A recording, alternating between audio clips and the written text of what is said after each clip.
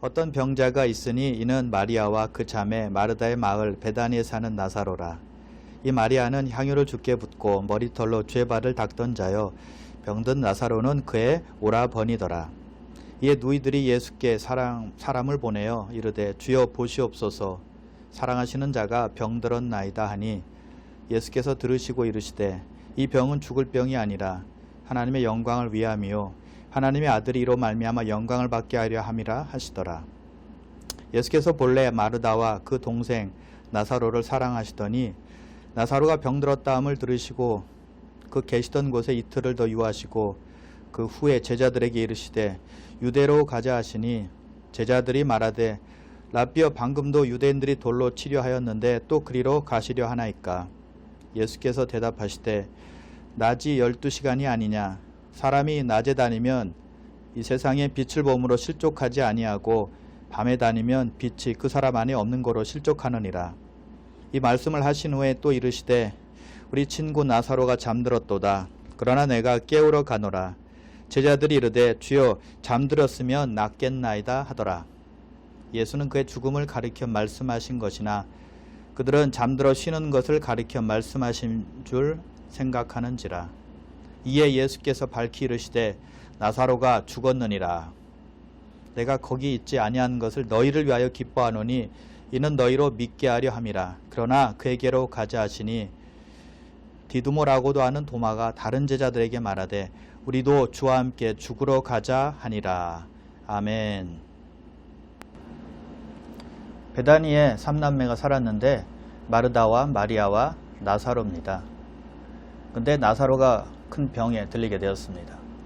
그래서 마리아와 마르다가 예수님께 사람을 보내서 나사로가 병들었다라고 전했습니다. 그 전가를 받은 예수님께서 이렇게 말씀하십니다. 오늘 본문 4절인데요. 이 병은 죽을 병이 아니라 하나님의 영광을 위함이요 하나님의 아들이 이로 말미암아 영광을 받게 하려 함이라. 나사로가 죽지 않는다라는 뜻이 아니라 나사로의 병을 통해서 궁극적으로 하나님 아버지와 아들 예수님께서 영광을 받으신다라는 뜻입니다. 그리고 본문 6절은 이렇게 말씀하고 있죠. 나사로가 병들었다 함을 들으시고 그 계시던 곳에 이틀을 더 유하시고. 예수님께서는 분명히 나사로가 병이 들었다라는 것을 들었는데도 불구하고 그 계시던 곳에서 이틀을 더 유하셨다라고 성경은 말씀하고 있습니다. 여러분, 몸이 많이 아픈 나사로를 돌보고 있는 마리아와 마르다를 생각해 보시길 바랍니다. 예수님께 나사로가 병이 들었다라고 사람을 보냈기 때문에 두 자매는 계속 예수님의 오심을 기다렸을 것입니다. 그래서 바깥에 나가서 예수님이 오시는가 확인했을 것이고, 그리고 또 집에 들어와서는 나사로를 또 계속 돌봤을 것입니다. 왔다 갔다 하면서 예수님의 인기척이 있는지 계속 살펴봤을 거라는 얘기죠. 그런데 예수님은 오시지 않았습니다. 있는 곳에서 이틀을 더 유하신다라고 말씀하셨죠. 자, 우리 생각 같아서는 영화의 한 장면처럼 예수님께서 말에 뛰어 올라서 재빠르게 달려가서 나사로의 병을 그런 능력으로 고쳐주시는 장면, 이런 걸 아마 예상하고 기대할 것입니다. 그러나 그런 일은 일어나지 않았다는 것이죠. 여러분, 나사로는 예수님께서 그냥 아는 정도의 사람이 아니었습니다. 5절에 보니까 예수께서 본래 마르다와 그 동생과 나사로를 사랑하시더니라고 말씀하고 있습니다. 예수님과 나사로의 가족은 아주 각별한 사이였다는 것이죠. 예수님께서는 이 땅에 오셨지만 거할 것이 마땅치가 않았습니다. 편에 거할 것이 없었다는 것이죠. 그래서 여우도 굴이 있고 공중의 새도 거처가 있으되 인자는 머리 들 곳이 없도다라고 말씀하신 것입니다.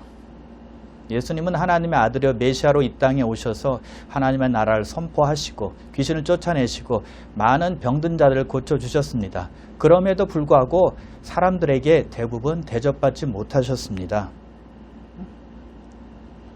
또 종교 지도자들은 예수님께서 귀신을 쫓아내시자 귀신의 왕 바알세불의 힘을 힘입어서 쫓아낸다라고 하면서 예수님을 비난했죠. 심지어는 예수님의 가족들도 예수님을 미쳤다라고 말할 정도였었습니다.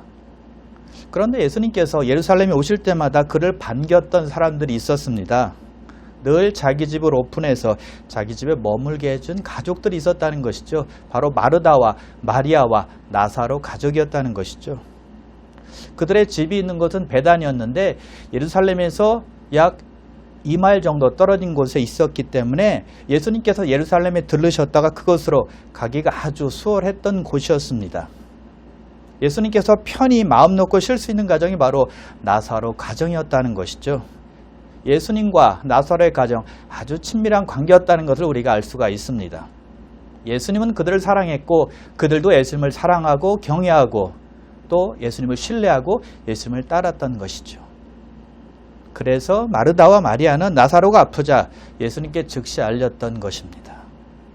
자, 그런데 그렇게 사랑하고 아끼는 나사로가 죽을 병에 걸렸다는 소식을 들었음에도 불구하고 예수님은 계시던 곳에서 이틀을 더 머무셨다는 것입니다. 여러분, 좀 이상하지 않습니까? 아니, 이해가 잘 안 됩니다. 몇 가지 의문이 생기죠. 먼저 주님께서 나사로를 그렇게 사랑하셨다면 왜 죽을 병에 걸리게 그냥 놔두셨지? 라는 생각이 듭니다. 아예 병에 걸리지 않게 해주시면 얼마나 좋겠습니까? 사랑하셨으니까요. 그리고 죽을 병에 걸렸다는 말씀을 들으셨는데도 불구하고 왜 빨리 달려가지 않으셨을까 하는 의문도 생깁니다. 그리고 예수님은 말씀만으로도 병을 고치시는 분인데 왜 나사로는 그렇게 고치시지 않았을까라는 생각도 듭니다. 여러분, 요한복음에 보면 주님께서 왕의 신하의 아들을 말씀으로만 고치셨거든요. 직접 가시지 않았어요. 멀리서 고치셨다는 얘기죠. 그리고 백부장의 하인도 역시 말씀으로만 고치셨습니다. 예수님은 그렇게 할 수 있는 분이라는 것이죠. 그렇게 하셨습니다. 그런데 이번엔 달랐다는 것이죠. 여러분, 왕의 신하의 아들이나 백부장의 하인은 예수님과 친분 관계가 없었습니다. 그럼에도 고쳐주셨어요. 수많은 사람들이 병이 들어서 예수님께 왔을 때 그들을 다 긍휼히 여기시고 불쌍히 여기셔서 다 고쳐주신 예수님이 아닙니까?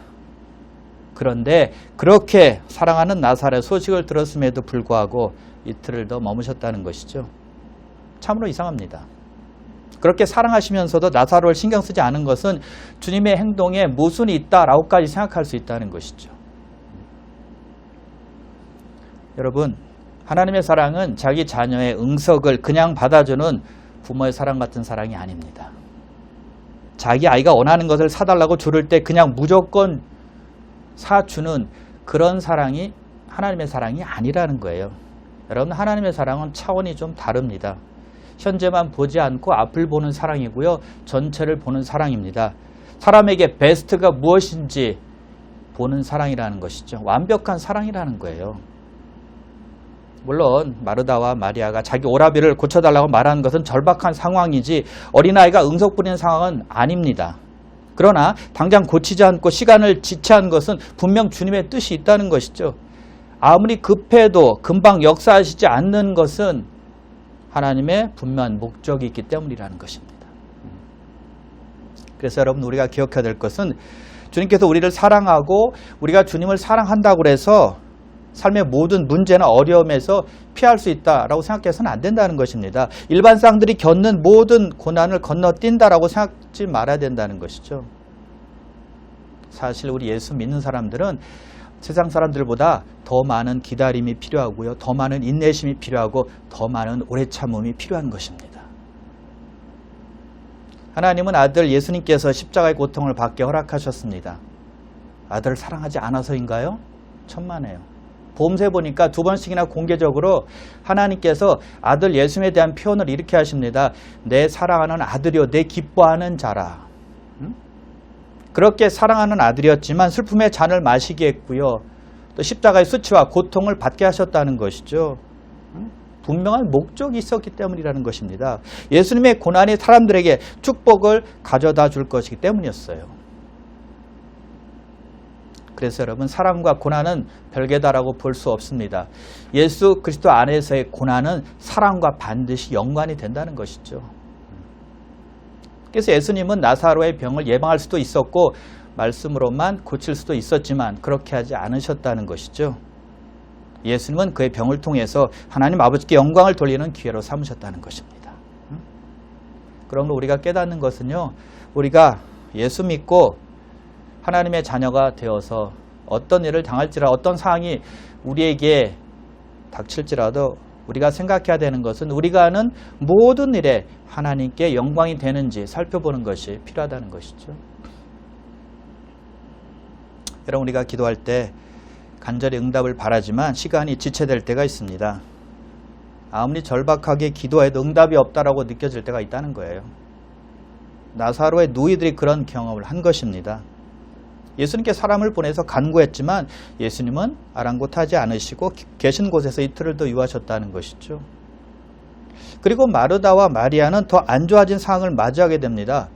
오라비가 죽어요. 그렇게 간구했는데요. 얼마나 좌절했겠습니까? 얼마나 허탈했겠습니까? 그래서 여러분, 우리가 기도할 때 더 안 좋아진 상황을 경험할 수도 있다는 거예요.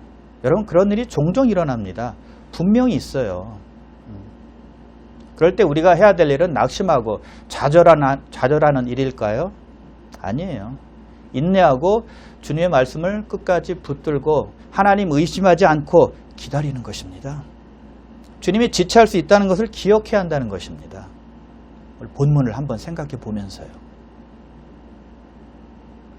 예수님께서 계시던 곳에서 이틀을 더 머무셨다고 했는데 예수님의 마음이 편하셨을까요? 나사로의 두 누이 때문에 아마 굉장히 힘드셨을 것입니다. 왜요? 곧 나사로가 죽을 것이고, 그러면 사랑하는 마르다와 마리아가 눈물 흘리며 슬퍼할 것 아니겠습니까? 그래서 마음이 아프셨을 거예요. 그럼에도 불구하고 주님은 이틀을 더 유하셨다는 것이죠. 왜요? 하나님 아버지의 영광을 위해서입니다. 그리고 더 나아가서 많은 사람들이 예수님의 능력을 보고 믿도록 하기 위함이었다는 것이죠. 그래서 마음이 아팠지만 그렇게 하신 겁니다. 목적이 있어서 지체하셨다는 것입니다. 여러분, 심한 병이나 죽음을 맞이했을 때 방법이 없다는 것 우리는 잘 알고 있습니다. 하나님을 기다리는 것 외에는 방법이 없다는 걸 우리는 알고 있다는 것이죠. 그래서 예수님만이 언제 어떻게 무엇을 하셔야 되는지 아신다는 것입니다. 예수님만 정확히 알고 계신다는 거예요. 그러므로 우리는 기다리는 법을 배워야 합니다. 마르다와 마리아도 기다리는 법을 배웠을 것입니다. 여러분, 기다리는 일은 재미없는 일입니다. 즐겁지 않은 일이에요. 가장 어려운 일 중에 하나가 아마 기다림일 것입니다. 그럼에도 불구하고 우리 예수 믿는 사람들은 약속을 믿고 하나님을 신뢰하며 기다려야 된다는 것이죠. 그러면 분명 하나님께서 그분의 시간에 따라서 그분의 방법으로 역사하실 것이기 때문입니다. 그래서 하나님께서 인도하시는 길을 우리는 보게 될 것입니다. 그래서 여러분, 우리에게 무슨 일이 일어날지라도 하나님의 시간과 하나님의 방법과 하나님의 타이밍은 옳다라고 생각을 해야 된다는 것이죠. 그러므로 여러분, 기다리는 것이 힘들고 스트레스가 될 수 있지만 그것이 우리의 믿음을 성장케 하는 과정이 된다는 걸 꼭 믿으시길 바랍니다. 믿음의 사람 요셉은 간음죄를 짓지 않으려다가 억울하게 감옥에 들어가게 되었습니다. 감옥에 들어가서도 그의 성실함이 간수장의 눈에 띄게 되었죠. 그래서 죄수들을 다 요셉에게 맡기게 되었습니다. 그리고 감옥 안의 재반 그런 사무들을 요셉으로 하여금 처리하게 했습니다. 바로 그때 바로의 신하들인 술 맡은 관원장과 떡 굽는 관원장이 왕에게 죄를 지어서 요셉이 있는 감옥에 들어오게 되었습니다. 간수장이 요셉에게 그 두 사람을 섬기게 했는데 하루는 두 사람이 꿈을 꾸게 되었습니다. 요셉이 두 사람의 꿈을 해석해 주었는데 술 맡은 관원장은 곧 복직될 것이라는 해석을 해 주었고, 또 떡 맡은 관원장은 곧 죽게 될 것이다 라고 해석을 해 주었습니다. 요셉은 술 맡은 관원장이 복직이 되면 자기를 잊지 말아달라고 말했습니다. 얼마 되지 않아서 요셉의 해석대로 술 맡은 관원장은 복직되어서 다시 바로왕을 섬기게 되었습니다.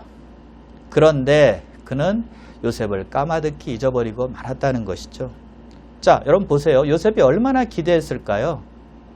술 맡은 관원장이 복직되면서부터 더욱더 기도했을 것이고 더욱더 기대했을 것이고 더욱더 기다렸을 것입니다. 그런데 감감무소식입니다. 2년이 지나도록 아무런 소식이 없는 거예요. 그럼 생각해 보십시오. 왜 소식이 없었을까요? 하나님은 자신의 방법으로 요셉을 아주 크게 사용하시기로 작정하셨기 때문이었습니다. 하나님의 시간이 아직 되지 않은 거예요.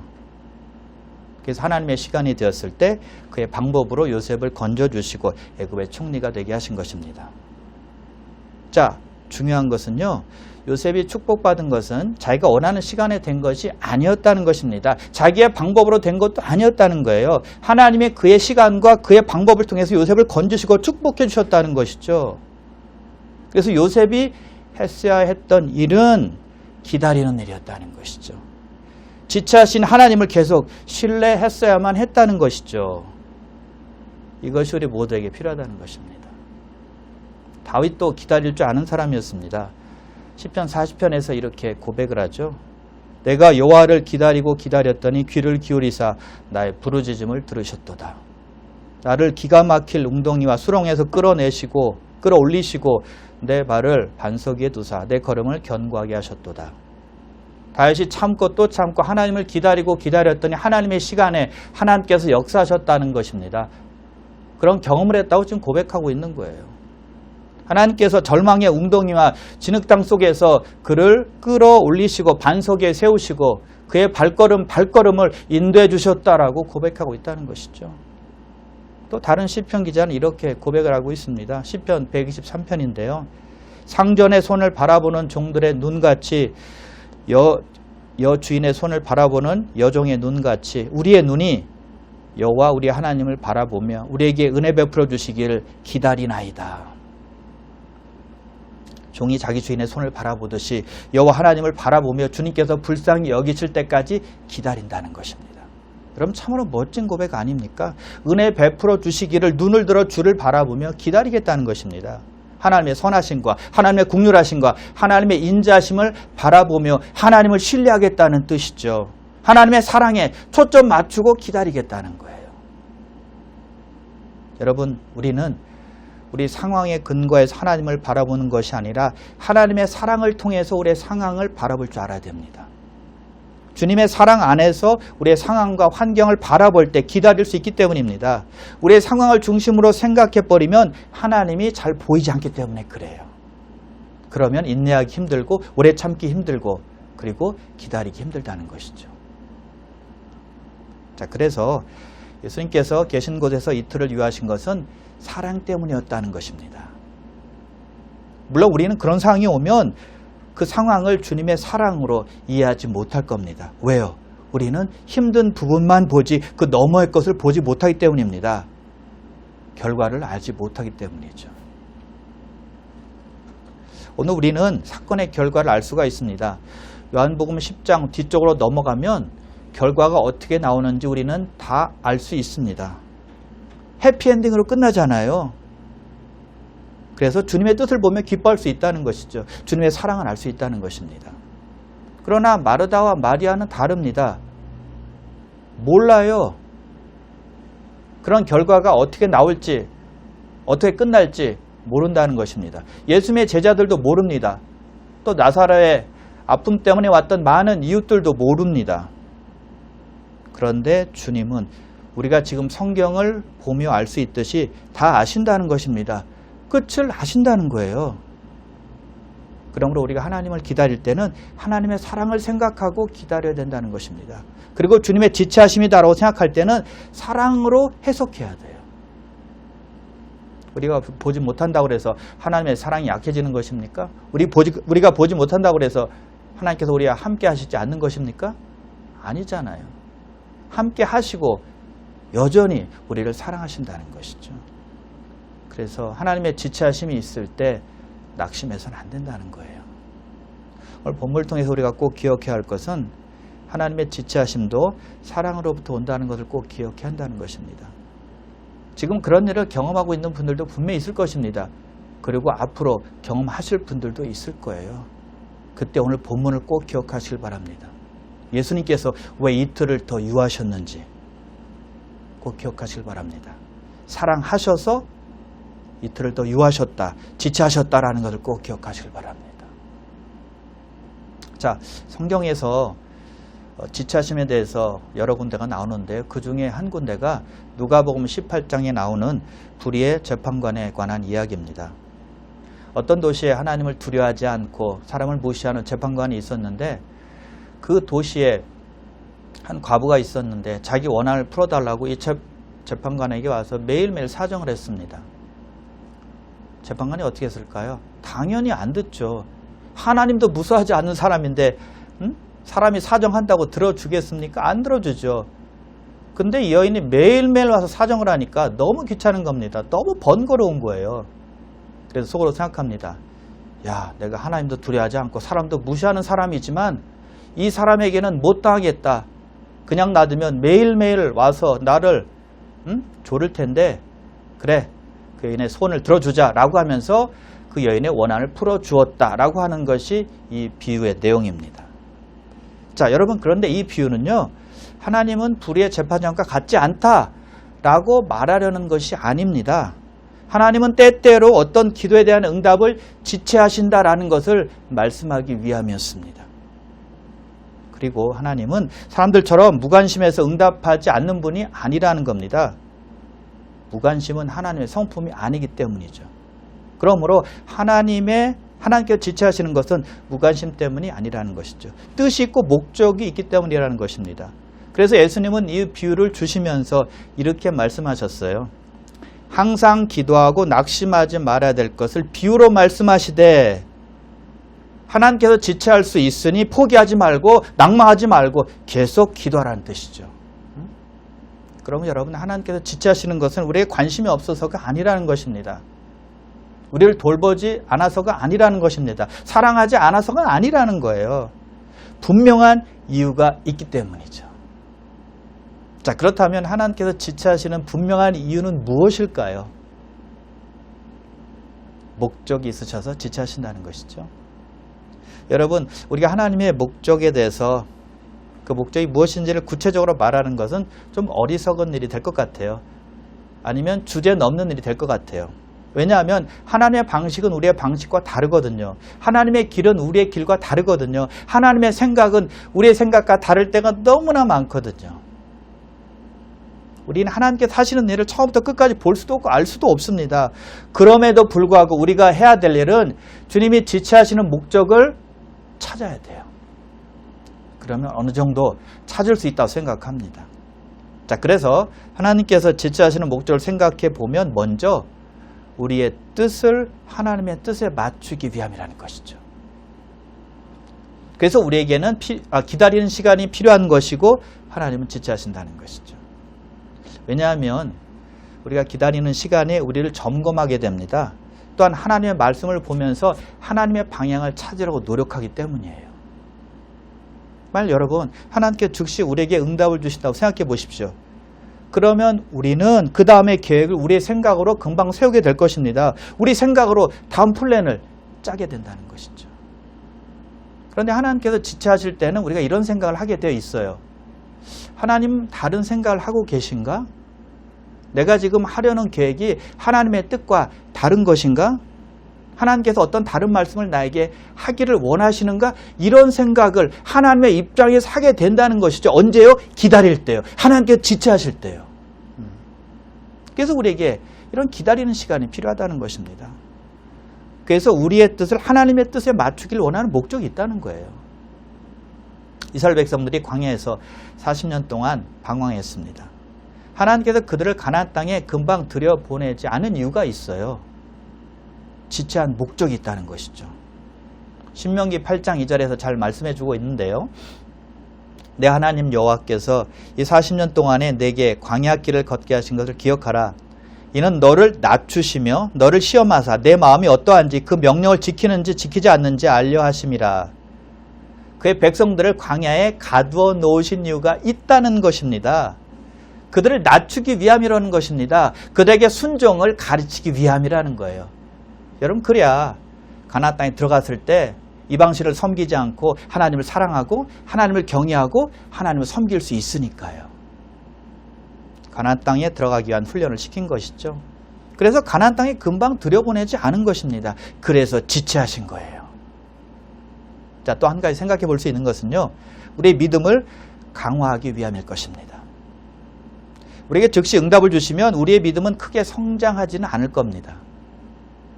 하나님만이 모든 것을 아시고 우리에게 약속하신 그 약속을 이행해 줄 것을 적절한 시기에 하나님께서 역사하실 것을 믿고 기다릴 때 우리의 믿음이 성장한다는 것이죠. 아브라함은 하나님으로부터 후손에 대한 약속을 받았습니다. 아브라함을 통해서 큰 민족을 이룬다는 말씀을 75세 때 들은 것입니다. 그런데 아브라함이 약속의 아들 이삭을 낳을 때는 100세 때였습니다. 무려 25년 동안 기다린 거예요. 자, 그렇게 긴 세월 동안 그에게 아들이 없었죠. 근데 그 기간에 그의 신앙이 약해졌나요? 아닙니다. 아브라함의 믿음이 많이 성장한 때는 아들을 기다리고 있었을 때라는 것이죠. 즉 하나님의 지체함이 있었을 때, 그때 아브라함이 믿음이 성장했다는 것입니다. 그래서 하나님께서 아브라함이 99세 때 나타나셔서 아브라함이란 이름을 아브라함이란 이름으로 바꿔 주셨지 않습니까? 아브라함이란 이름의 뜻은 무엇입니까? 여러 민족의 아버지, 열국의 아비라는 뜻입니다. 엄청난 이름으로 바꿔주셨다는 것이죠. 그때까지 아들을 낳지 못했거든요. 근데 하나님의 약속을 믿는 그의 믿음을 보시고 하나님께서 그의 이름을 바꿔주셨다는 거예요. 그 이듬해 이삭을 낳게 되었습니다. 중간에 하갈과 동침해서 이스마엘을 낳는 실수를 했긴 했지만 그는 기다리는 동안 그의 믿음이 약해진 것이 아니라 강해졌다는 것이죠. 견고해졌다는 것입니다. 아브라함에게는 훈련받는 시간이었고요. 성장하는 시간이 되었다는 것입니다. 그러므로 이와 같이 하나님께서 지체하시는 것은 우리의 믿음을 더욱더 강화시키기 위함이라는 걸 꼭 믿으시길 바랍니다. 그리고 하나님의 응답이 지체되는 것은 하나님께 영광을 돌리기 위함입니다. 나사로가 죽어서 나흘 동안 무덤에 있었습니다. 그가 살아나는 것은 불가능한 일이었어요. 그런데 예수님께서 말씀으로 그를 살리셨습니다. 불가능한 것을 가능케 하는 것을 사람들이 본 것입니다. 여러분, 살아있을 때 고치는 것과 이미 죽어서 무덤에 있는 사람을 살리는 것과 어느 것이 더 하나님께 영광을 돌리는 일이 되겠습니까? 당연히 후자죠. 죽은 사람을 살리는 것은 아무도 할 수 없는 일이기 때문입니다. 하나님의 지체하심으로 사람들이 확실히 예수님을 믿게 되었고 하나님께 영광 돌릴 수 있게 되었다는 것이죠. 자, 그리고 하나님의 지체하심을 통해서 우리가 알 수 있는 것이 있습니다. 하늘의 시계는 우리의 시계와는 다르다는 거예요. 우리에게 천년이 하나님께는 하루가 될 수 있다는 것입니다. 우리에게 긴 시간이 하나님께는 짧은 시간이 될 수 있다는 거예요. 그래서 하나님의 타임 스케줄은 우리의 것과는 다르다는 것을 우리는 알아야만 합니다. 그래서 하나님의 지체하심이 있을 때 너무 낙심하지 마시기 바랍니다. 왜냐? 하나님께서는 그의 시간에 그의 방법대로 행하실 것이기 때문입니다. 왜 그렇게 하실까요? 하나님이시기 때문입니다. 우리의 원대로가 아니라 하나님의 원대로 하시기 때문입니다. 우리의 길이 아니라 하나님의 길대로 하나님의 시간에 맞추는 것이지 절대 우리의 시간에 맞추는 것이 아니라는 것을 반드시 기억을 해야 된다는 것이죠. 우리의 방법이 아니라 하나님의 방법대로 주님의 뜻대로 이루어 주시기 때문에 그렇습니다. 자꾸 하나님을 이기려고 하면 안 됩니다. 그럼 어리석은 사람이 되는 겁니다. 나만 힘 빠지고요. 나만 괴롭습니다. 하나님이 나를 따라오게 하면 안 되고요. 내가 하나님을 따라가야 된다는 거예요. 여러분, 하나님의 지체하심을 잘 이해하는 사람이, 잘 기다릴 줄 아는 사람이 결국에는 승리하고 하나님의 영광을 보는 줄 믿으실 바랍니다. 조금 기다리다가 지쳐서 답답해하고 포기하고 자기 마음대로 하는 사람들은 절대 좋은 결과를 볼 수가 없다는 것이죠. 여러분, 오늘 이야기가 어떻게 끝나고 있습니까? 예수님께서 계시는 곳에서 이틀을 더 유하시고 세 남매의 집 베단에 도착을 했습니다. 나사로는 이미 죽어서 무덤에 장사되어 있었어요. 그런데 예수님께서 무덤 앞에서 큰 소리로 나사로에게 말합니다. 나사로야, 나오너라. 그러자 나사로가 수족을 배로 동인 채로 걸어서 두벅두벅 무덤으로부터 나왔습니다. 죽어서 냄새나던 사람이 살아서 나온 겁니다. 그 기적을 본 사람들이 본 거고요. 목숨이 끊어져서 무덤에 들어가는 것을 두 눈으로 본 사람들이 이제는 살아서 걸어 나오는 것을 그 사람들이 똑똑히 보았다는 것이죠. 누가 제일 기뻐했을까요? 마르다와 마리아일 것입니다. 뛸 듯이 기뻐했을 거예요. 그리고 그 자리에 있던 많은 이웃들이 기뻐했을 것입니다. 그리고 바로 그 사람들이 그 기적을 보고 예수를 믿게 되었다라고 성경은 증거하고 있다는 것이죠. 그 마을에 큰 병사가 일어났던 것입니다. 주님의 지체하심으로 말미암아 그 가정에 그리고 그 마을에 축복이 임했다는 것이죠. 슬픔이 기쁨으로, 절망이 행복으로, 비통함이 웃음으로 바뀌었던 것입니다. 여러분, 우리 하나님은 어제나 오늘이나 영원토록 동일하셔서 지금도 역사하십니다. 그래서 우리에게도 역시 어렵고 힘든 문제를 허락하실 때가 있다는 것이죠. 그때가 우리 하나님께서 지체하시는 것을 우리로 하여금 경험케 하는 시간이 된다는 것입니다. 그리고 바로 그때 우리가 하나님을 신뢰하고 있는지, 하나님을 온전히 기다리고 있는지 보신다는 것이죠. 그때 우리에게 필요한 것은 우리의 상황을 하나님의 사랑의 눈으로 보게 해달라고 기도하는 것입니다. 사랑의 주님, 인생의 주관자가 되시고 내 삶의 주인 되시는 하나님은 사랑으로 역사하시는 것을 압니다. 지금 이 시간도 하나님께서 하나님의 시간에 맞게 하나님의 방법대로 역사해 주실 줄을 믿고 기다립니다. 저에게 믿음을 더하여 주시옵소서. 이런 기도가 우리에게 필요하다는 것이죠. 우리는 하나님의 사랑의 계획 안에 있다는 것을 반드시 기억하는 것입니다. 그러므로 여러분, 하나님의 지체하심이 우리에게 축복이 될 수 있다는 사실을 잊지 마시고요. 하나님의 사랑의 눈으로 우리에게 어떤 문제나 어려움이 닥쳐올 때 사랑의 눈으로 하나님을 바라보시고 신실하신 하나님을 믿고 기다릴 줄 아는 믿음의 성도님들 다 되시기를 주님의 이름으로 축원합니다. 기도하겠습니다.